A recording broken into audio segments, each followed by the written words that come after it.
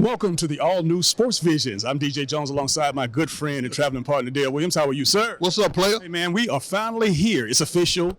SEC Media Days, man. And, of course, this is probably our 11th or 12th, if I'm not mistaken. I would say 12, DJ. Good round number. But, yeah, this has been a great visit for us every year. Everybody's here, and it's official. We're here.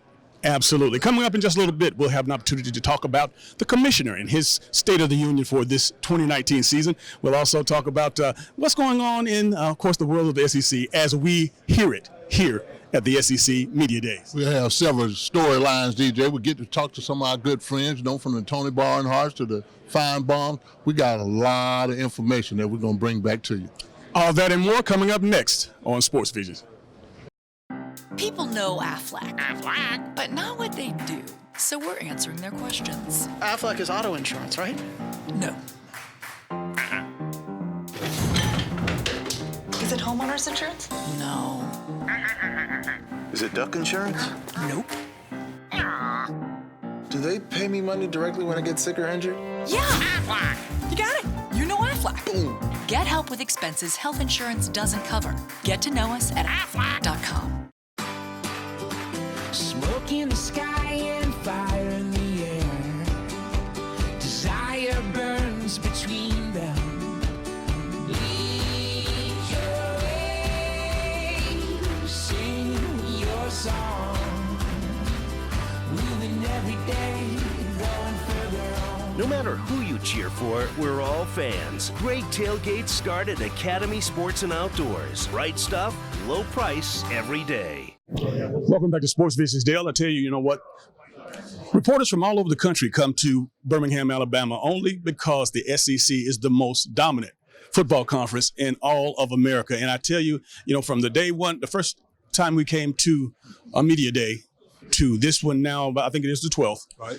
I think that we've only seen it get stronger and stronger. It's gotten stronger and stronger, DJ. And like I said, it used to be a regional deal. Now it's definitely a national deal. Like you said, from the media standpoint, media credentials have been given out all across the country, from California all the way to Canada. So I think really that says a lot about the SEC. The SEC network definitely has an impact here, DJ, and really now they have the ACC network. So really it's a lot of things that you could say that, old Mike Schlive said, DJ, the vision of the SEC is definitely bigger and better. Going back 12 years when we were at the Sheraton, downtown Birmingham, and it seems like many moons ago. But again, the Winfrey has done an excellent job, of course, facilitating this event. Now, last year they went to Atlanta, and I don't know what the Commissioner Sankey got up his sleeves is regarding probably putting this whole event on tour, which obviously would generate some more dollars. However, in Atlanta last year, back in Hoover this year, and it's talk that it might be possibly going back to Atlanta or Dallas next year. It's going to be very interesting, DJ, but the key word that you said,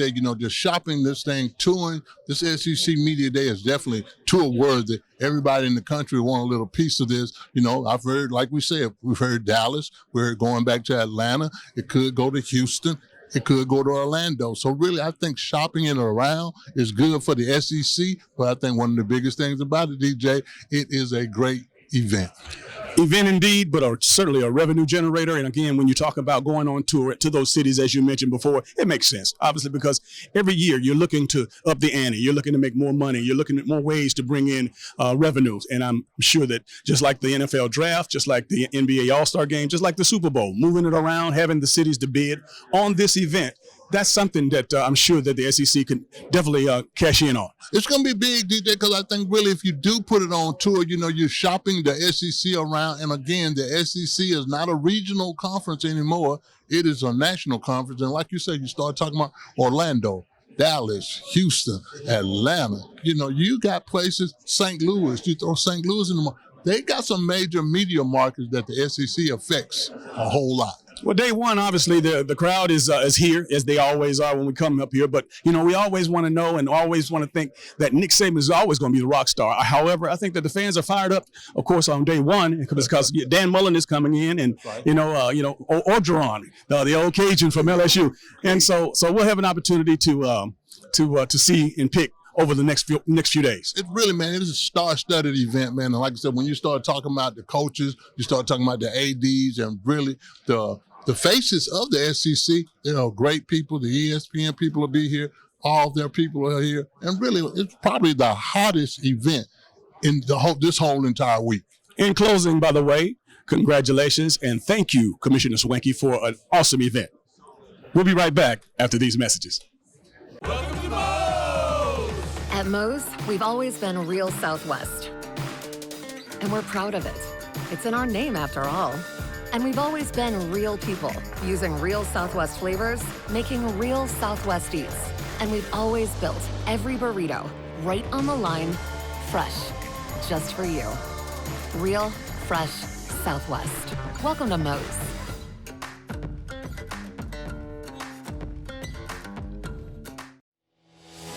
Should planning your travel be more stressful than staying at home? Of course not. Here at Lumpkin Travel, our VIP service makes traveling easy and fun. Girls Trip! We've helped serve thousands of people and families experience their dream vacation by taking the hassle out of travel. Thank you. We book your flight, reserve your hotel, and make sure you have a stress-free vacation so you can enjoy every moment of it. Thank you. We even help you choose different activities that you're guaranteed to enjoy. And the best part is, we find you the best price at no extra charge for you. Actually, 95% of customers save money and time by booking with Lumpkin Travel. So start thinking about your dream vacation. Wherever you want to go, whatever you want to do, we'll make it happen for you. As easy as 1, 2, 3. Call today or log on and set up your vacation of a lifetime with Lumpkin Travel, your travel agent for life. Elevate the way you celebrate at Sky Zone. Have a party unlike any other. More laughs, more freedom, more action. This day belongs to you. It's your party, your way, only at Sky Zone.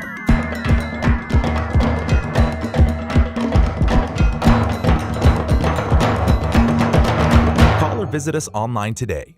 We'll take care of the rest.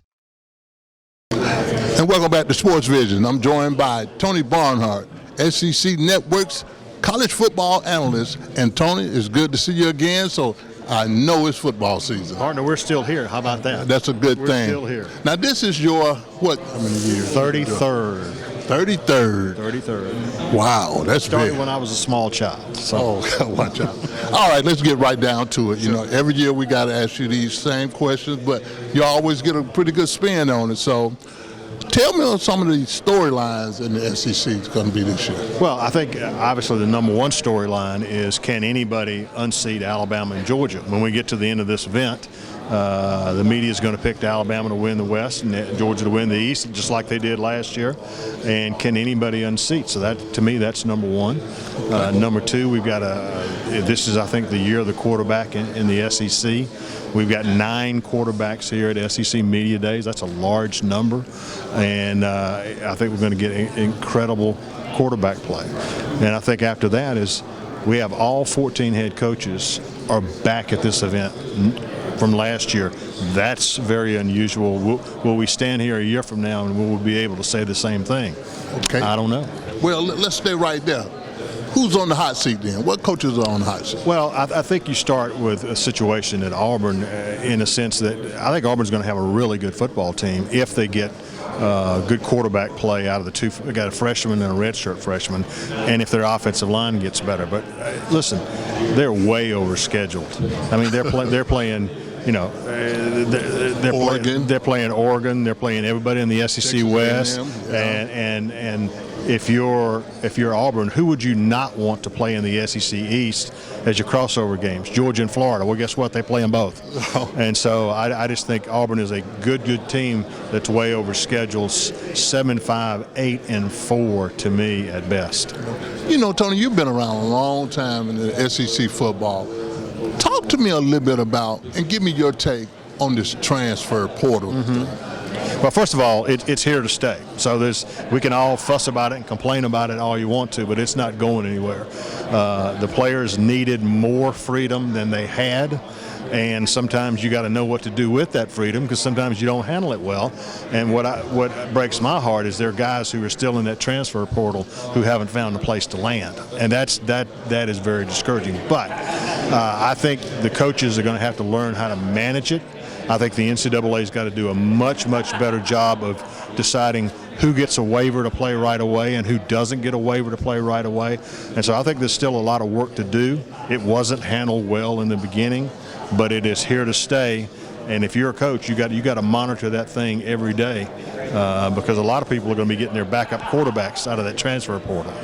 You said earlier that you and the media, we probably are going to vote that Georgia and Alabama will play in the SEC championship game. Do you really think Georgia can pull it off this year? I do. I think Georgia's got a really good football team. Obviously, there was they don't have a lot of experience at wide receiver, but I think that's a position you can get away with playing young players if they're talented. And I think Georgia does have a bunch of talent because you got a veteran offensive line that's really good. You got a veteran quarterback who's really good. You got DeAndre Swift, who's one of the best 2 or 3 running backs in the country. And I think the defense is gonna get better. And so, look, it all comes down to a handful of plays and a handful of games. Do you beat Notre Dame at home? Do you take care of Auburn on the road? Because we know that game, strange things happen. And if you get to Atlanta and you get there undefeated, you know who's going to be on the other side. And can you find a way to beat them? Because like 53 out of the last 60 or 120 minutes they played, they've led all or controlled the game all but about 9 minutes, but they couldn't close the deal. Can they, if you knock on the door enough times, will the door finally open?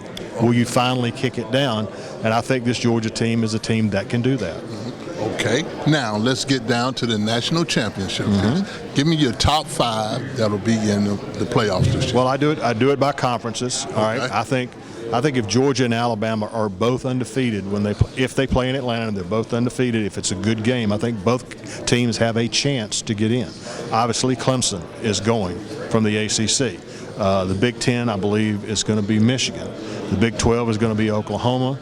And I think the Pac-12 is going to probably be Oregon. I don't think the Pac-12 gets in. I think what it will come down to will be, for the 4th spot, will it be Oklahoma, the Big 12 champion, or will it be a second team from the SEC?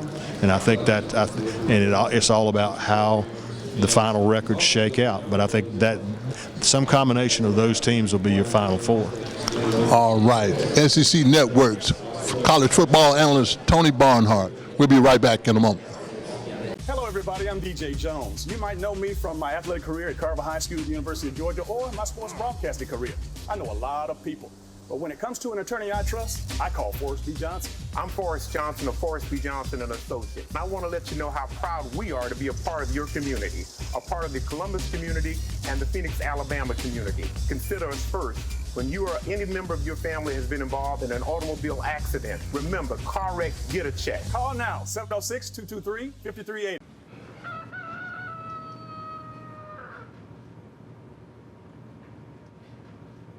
Buddy, what are you doing? Watching a cow. Oh, what's it doing? Impressions.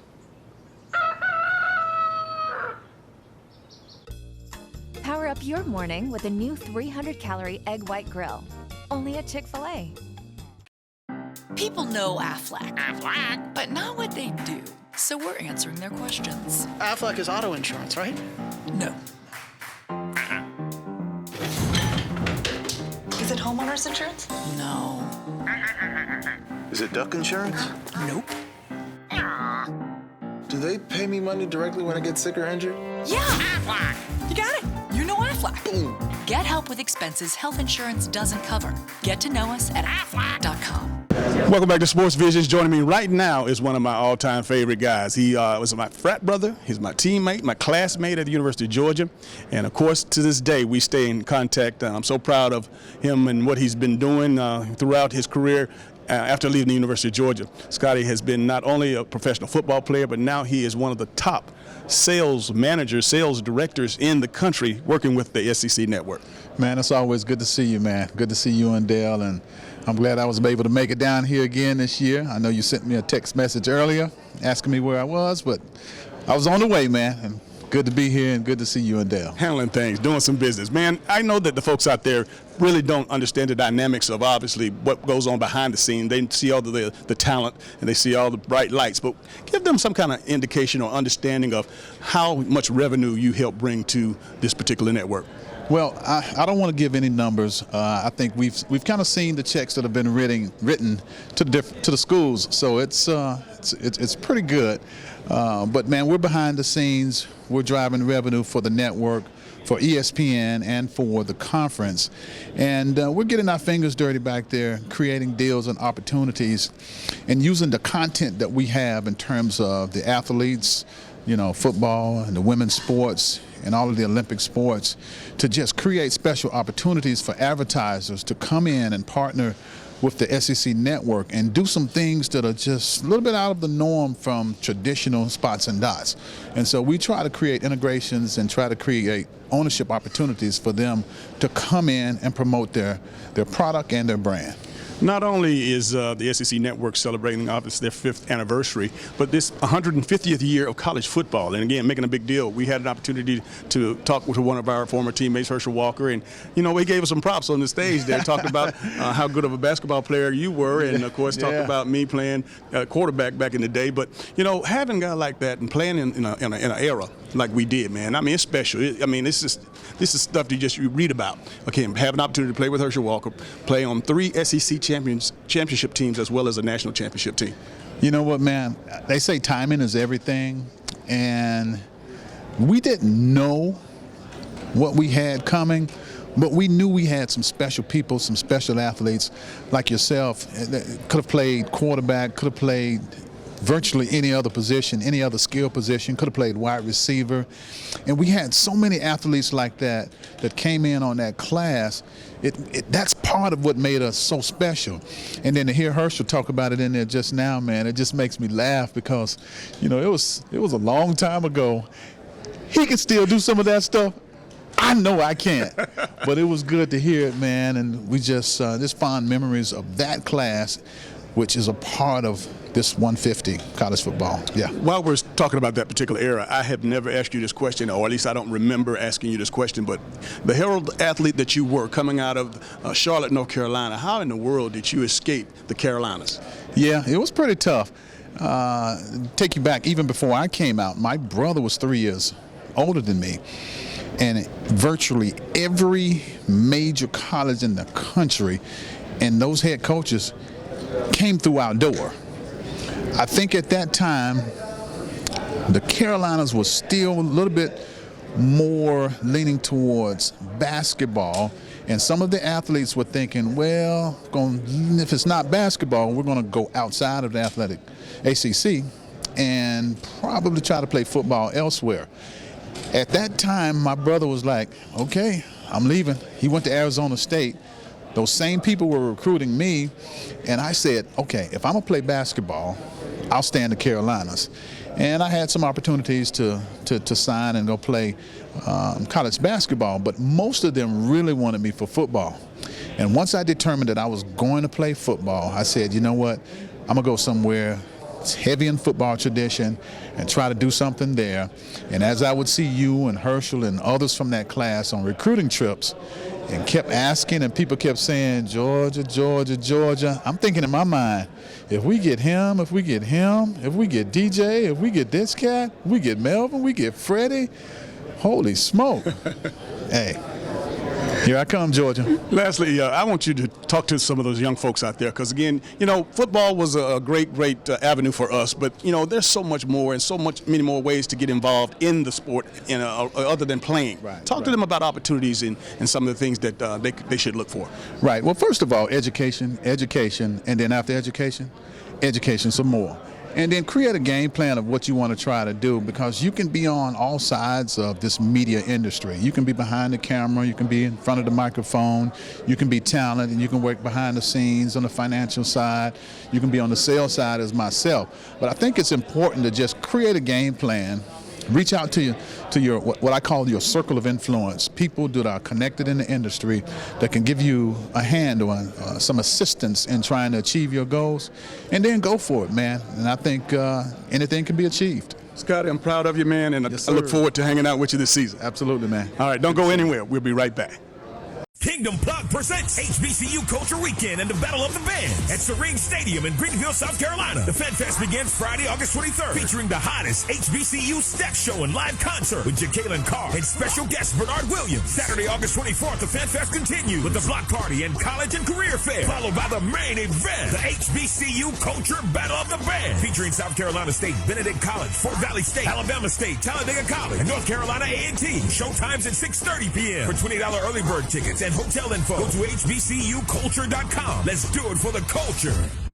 Building wealth is an innate desire we all possess. Whether you're raising a family, running a business, or starting a career, the best commitment you can possibly make today is to build wealth for your future.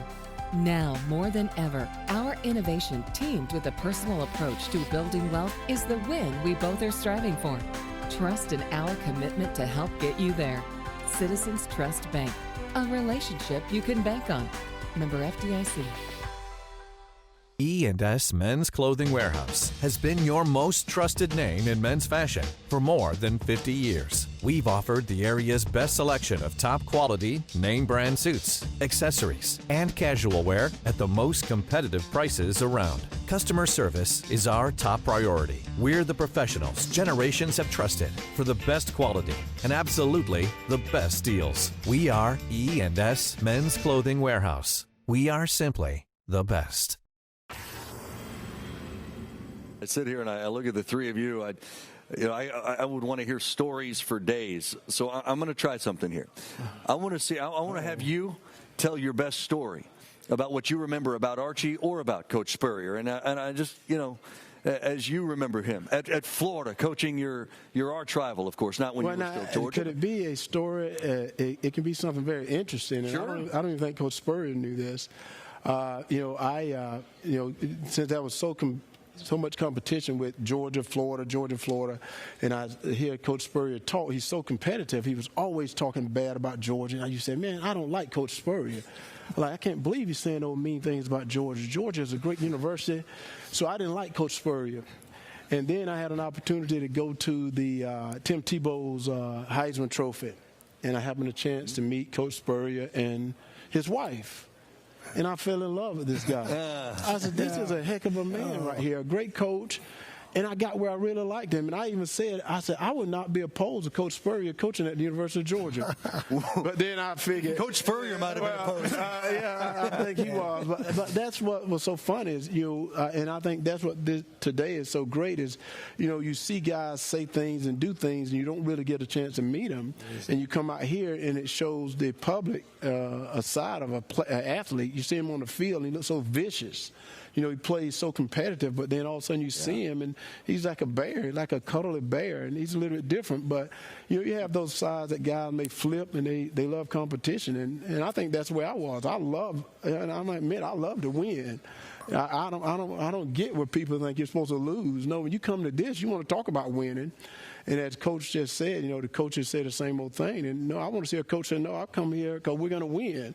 We didn't come here just to play. We came here to win.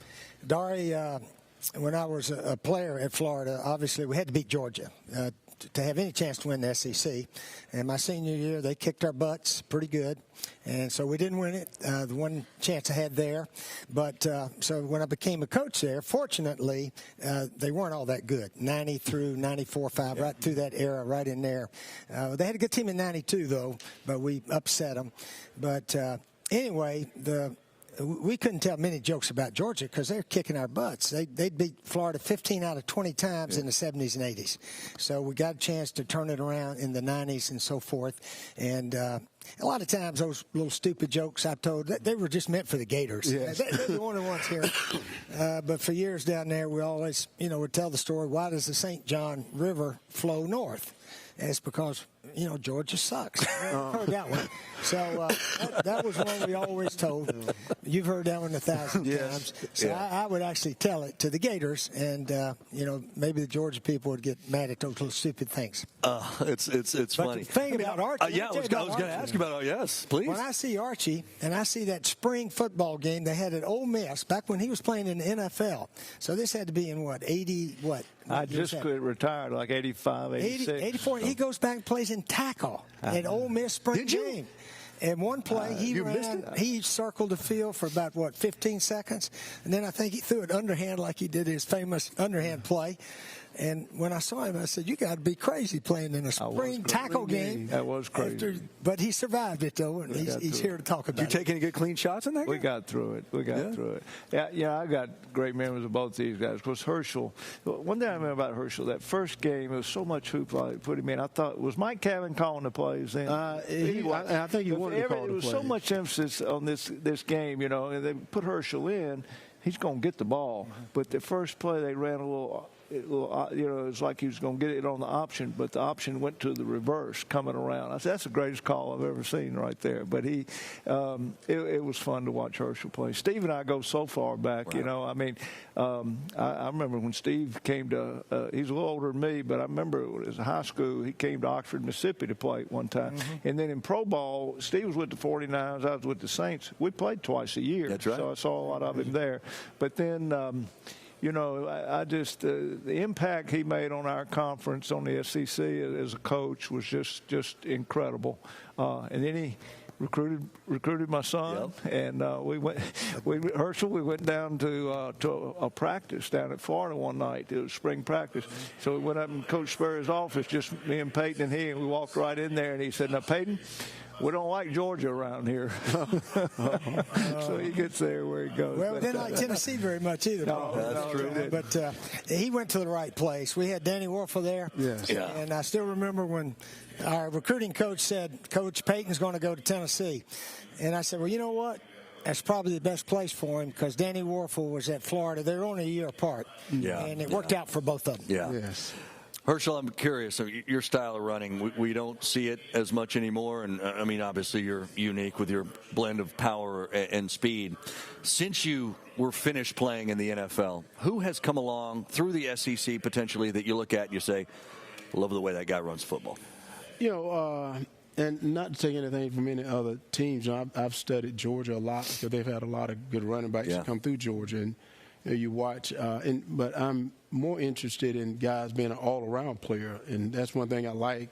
I look at Swift today that's playing at Georgia, and I said, that kid, I don't have that type of swiftness that he has, but he's such an all-around player. And Gurley, and I think Chubbs may have been the player that I more can familiarize myself with. 'Cause I think we ran with more power and speed, and so I think we're probably that. But when I just look at all the running backs Georgia have had, I'm so excited because I think they're like an all-around player, and I think they step to the next level. Yeah.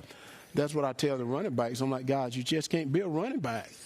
You got to be able to catch the ball because today the game is passing. Everybody want to throw the ball. I think if you're going to win ball games, you better be able to run the ball. Now I think you want to run it, and so I love what Georgia have done with the running backs and doing that.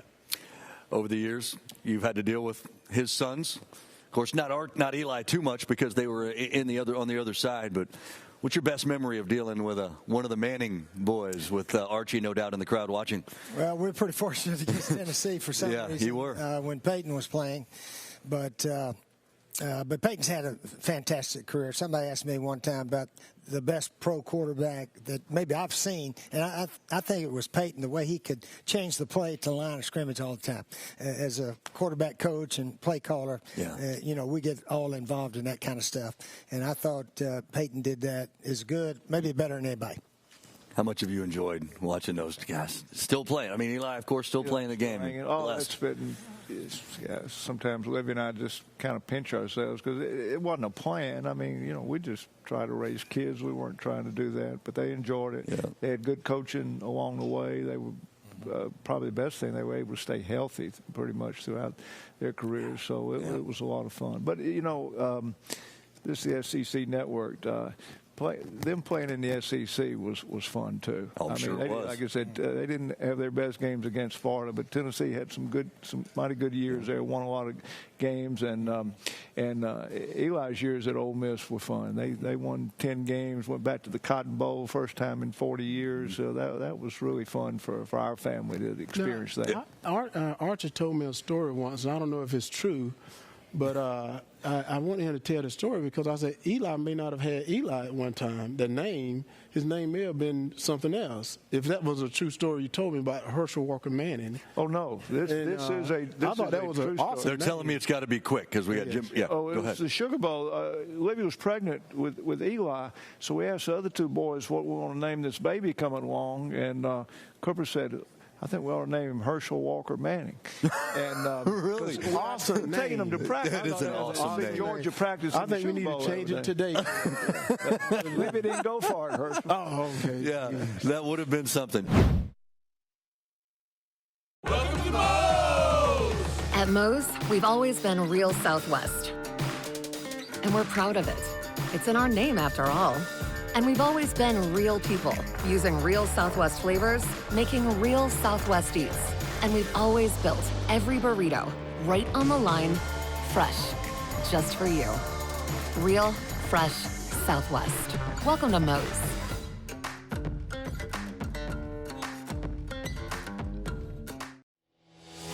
Should planning your travel be more stressful than staying at home? Of course not. Here at Lumpkin Travel, our VIP service makes traveling easy and fun. Girls Trip! We've helped serve thousands of people and families experience their dream vacation by taking the hassle out of travel. Thank you. We book your flight, reserve your hotel, and make sure you have a stress-free vacation so you can enjoy every moment of it.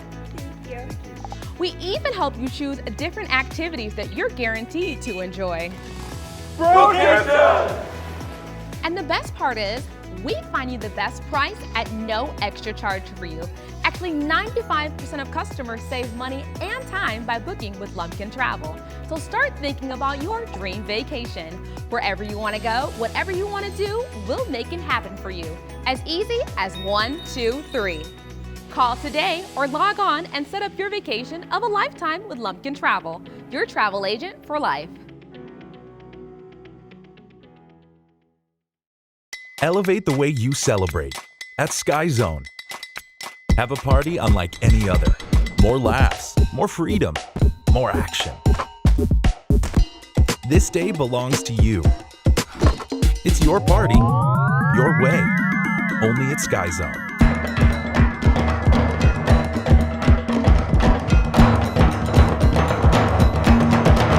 Call or visit us online today. We'll take care of the rest. Welcome back to Sports Visions. We're proud to have one of the Bi-City greats. Of course, back in the day, these kids don't know us, Coach. But anyway, they don't know us. Without further ado, the running back coach and assistant head football coach of LSU, Mr. Tommy Keyman Robinson. Welcome to Sports Visions. Thank you. Thanks for having me here. It's always a pleasure, man. I guess the last time we sat down was a couple of years ago. Oh, yeah. We were actually down on the banks of the Chattahoochee at the Courtyard Marriott. And you know what, man, 30 years you got in this game. Over 30 years. Over 30 that you've been coaching on the collegiate level, the professional level, and you started out on the high school level. Why don't we go back in time and just bring everybody up to speed as to that process or that particular. Oh, yeah. I started on the high school level. When I got done playing football, I knew I wanted to coach and had an opportunity to go down to Pensacola, Florida. Started out there coaching. Had a chance at my first game was at Woodham High School. Coached first game, you play at Escambia High School. They got a little running back named Emmett Smith. So I had a chance to start out down there. Then the very next year I came here to Central. And that's when things started for me. Spent 3.5 years here at Central and wanted to go to the college level. And I had an opportunity to go down to Troy, my alma mater, and be back then it was called restricted earnings coach.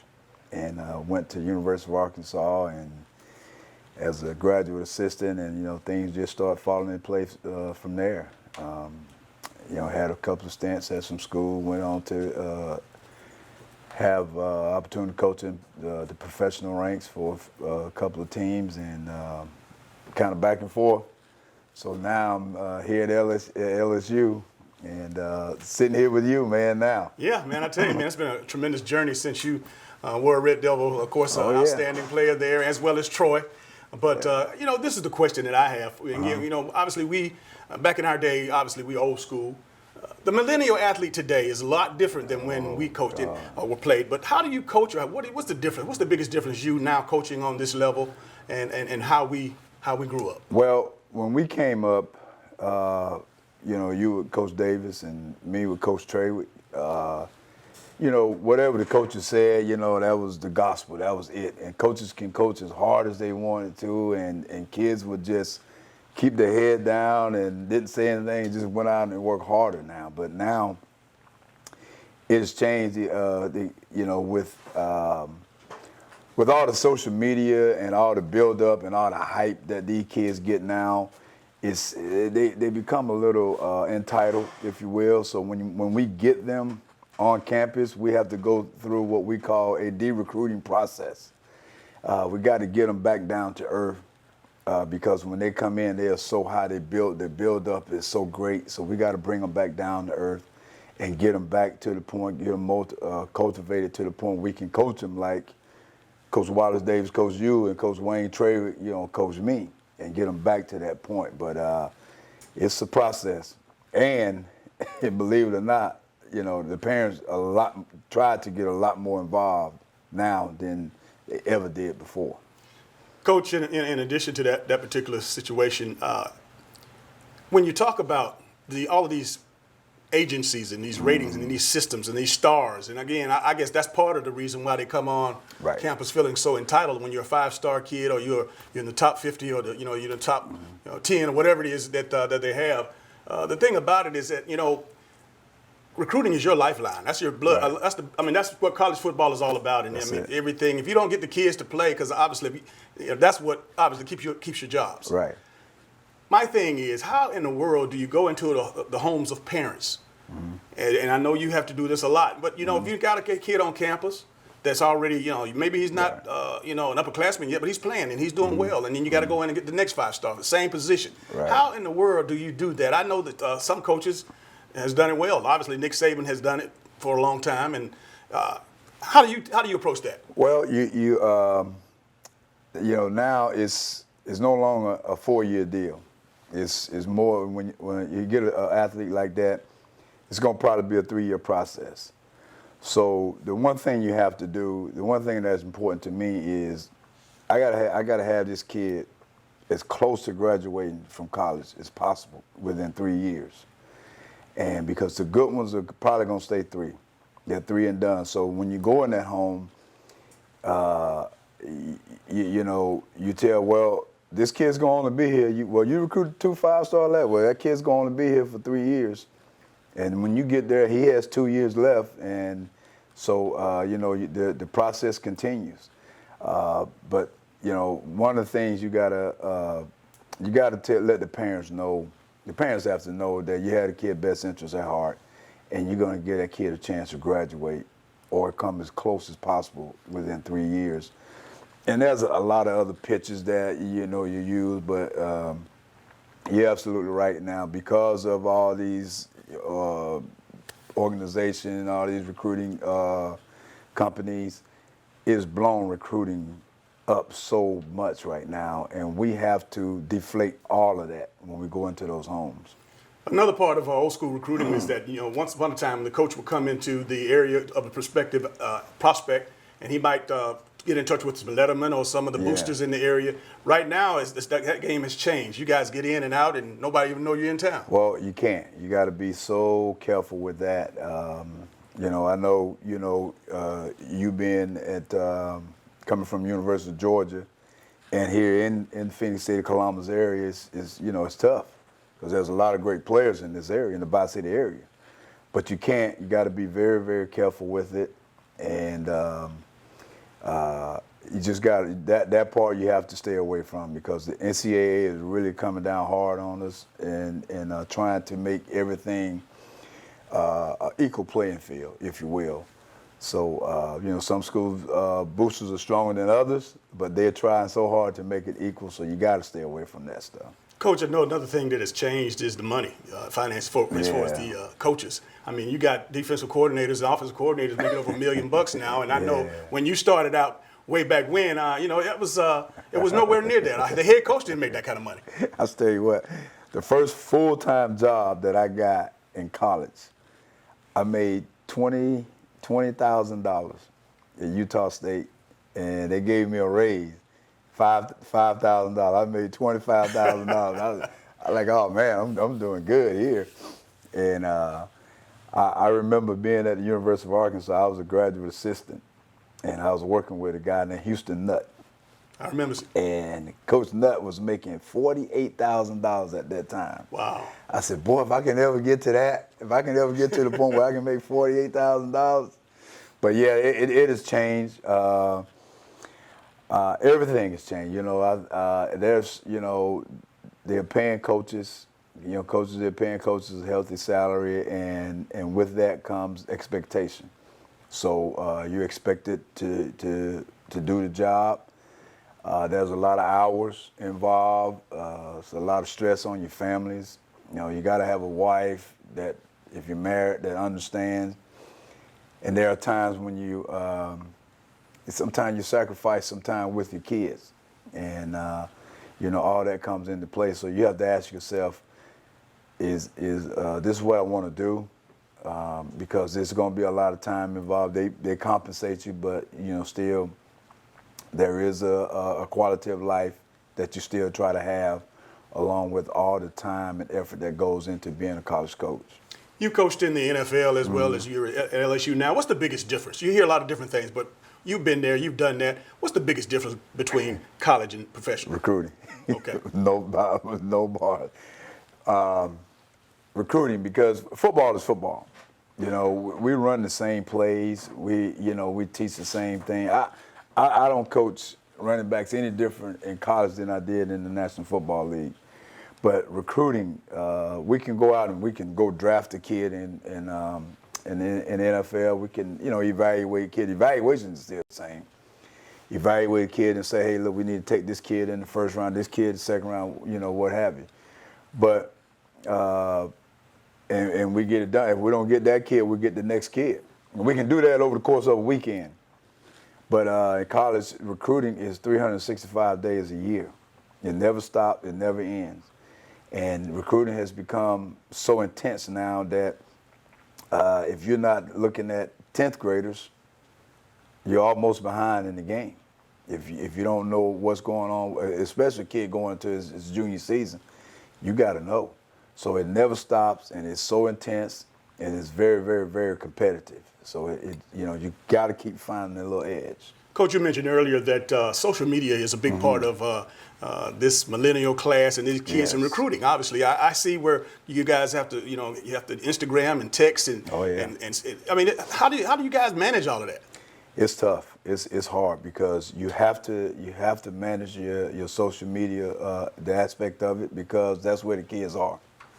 The phone conversations are still still good, but the kids would rather text than talk, and like most young kids nowadays, that's how they are. But so the social media and communicating with those kids is totally different than it was when we was coming along. So that's a huge part of it, and it's new to me.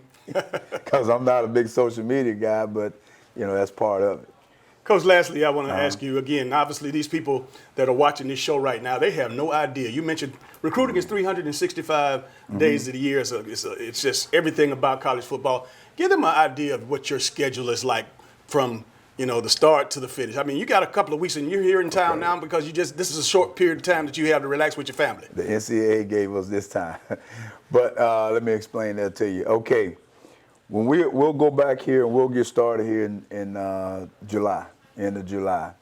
And when that period starts, we're going into our season. Mm-hmm.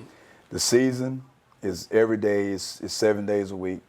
And you're preparing to win games. We got to, line up, and we're in the SEC West, which every game is a high level competition game. Those days are probably anywhere from 15, sometime maybe 18-hour days. Okay, and then you go through the season. Hopefully, we want to play for a national title, which is in January. If not, then you want to play at a New Year's Six Bowl. Then you'll go through that. So from July to January, it's 7 days a week, and then after that, recruiting, really kicks in. In the midst of all that, you got signing day in December, and then you got another signing day coming in February, and after February, it starts all over again. It starts your junior days, and then you go right into spring football. So it never stops, and spring football spilled into spring recruiting. And then now we can have official visits during the spring. So it's just you're juggling a lot of balls in all those situations. You got spring football going on, you got spring recruiting, and you got official visits at the same time. So you're juggling a lot. And then when spring recruiting is over, camp season starts. Now we did 10 camps last year. Wow. So it just never stops.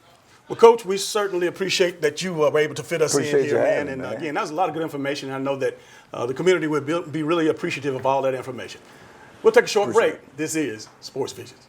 Kingdom Plug presents HBCU Culture Weekend and the Battle of the Bands at Serene Stadium in Greenville, South Carolina. The Fan Fest begins Friday, August 23rd, featuring the hottest HBCU step show and live concert with Jacqueline Carr and special guest Bernard Williams. Saturday, August 24th, the Fan Fest continues with the block party and college and career fair, followed by the main event, the HBCU Culture Battle of the Bands, featuring South Carolina State, Benedict College, Fort Valley State, Alabama State, Talladega College, and North Carolina A&T. Showtimes at 6:30 p.m. For $20 early bird tickets and hotel info, go to hbcuculture.com. Let's do it for the culture. Smoke in the sky and fire in the air. Desire burns between them. Lead your way, sing your song. Moving every day, going further on. No matter who you cheer for, we're all fans. Great tailgates start at Academy Sports and Outdoors. Right stuff, low price every day. Follow Sports Visions Radio on all social media platforms. On Facebook, we're at Sports Visions TV Show. On Instagram, we're at Sports Visions TV. And on Twitter, it's Sports Visions US. Remember to use the hashtag Sports Visions Radio to keep us in chime with what you think. And we'd like to thank you all for watching the Sports Vision TV show. From DJ and I, we just thank you and appreciate all the well wishes that we've gotten from this show. We'll be coming on this Thursday from 8 to 9 o'clock, on Fridays from 11 a.m. to 12 p.m., and on Saturday morning from 8 to 9 p.m. And don't forget to tune in to the 92.1 FM for our radio show on Mondays and Thursdays from 4 to 6. Thank you for all you do, and we'll see you next week.